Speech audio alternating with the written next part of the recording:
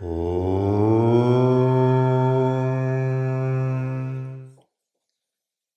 is the way to realize the knower Swaroopa while we are in the world of sensory overload, action overburden, action overburden, wandering mind, and elated intellect?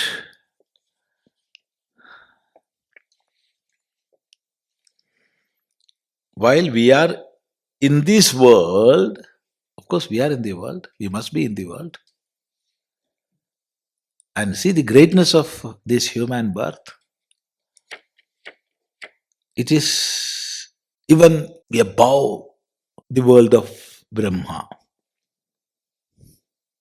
even above the world of Brahma, this human birth.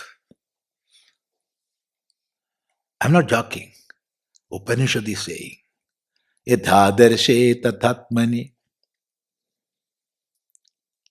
Just like we are getting a clear vision of our own body in the mirror, in the same way, in this human life, we are having that knowledge, or we can have that knowledge. Whereas, even in Devata Lokas, the world of Devatas, it is like an image we are getting on the surface of water body. When we look into some water body, pond or well or lake, of course we will see our reflection there.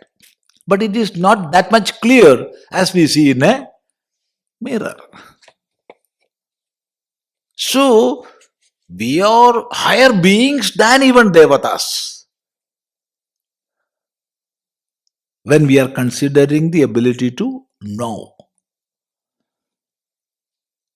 But when we are considering the enjoyments, Devatas are far higher than human beings. So, from the standpoint of knowledge, we are far higher than Devatas. So says the Upanishad.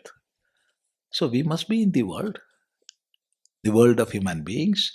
But later part, sensory overload, it is not good.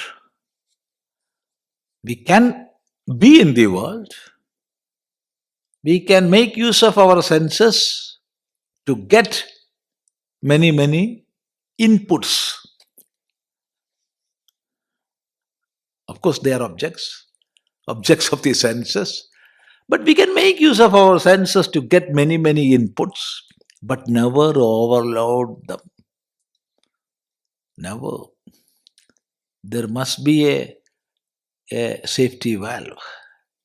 We are putting it in a pressure cooker and all, but we have to put such a safety valve in our own. Otherwise, it will burst out, you see. So, sensory overload, it is not at all good. There is an optimum limit of load which we can carry. So, if somebody is feeling sensory overload, then and there itself, some unloading must be done. If we are doing that unloading, sometimes some problems or misunderstandings may happen in the home itself. But we have to do. Because overload means it's dangerous, no?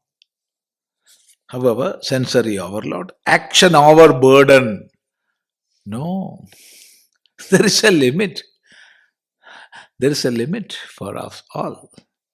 Of course, we can act. We have to work. But don't get overburdened. See, if we are putting 100 kilogram weight over a donkey, there is no other way for him.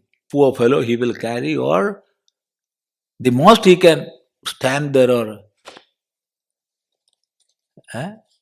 he can decide, I will not walk. But for him, no other way. Because in the case of other beings, there is no much scope for selecting. But we are human beings. We have that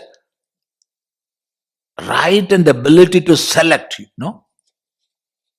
For other creatures, other beings, what comes in front of them, they can accept or they can reject. But we human beings have much more freedom. We can select, we can discard some part, we can think the pros and cons of different situations. That ability we have, make use of that. Never be overloaded. Never. Overburden means our journey will end there and then itself. It must not happen. And wandering mind, we have to chain it somehow. For that, Shama is there, controlling our own mind. Dhamma is there, controlling our own senses. If we cannot control our mind and senses, what use is there in calling ourselves human beings? We are just like any other creatures, acting as per the instinct. No, we must not act so.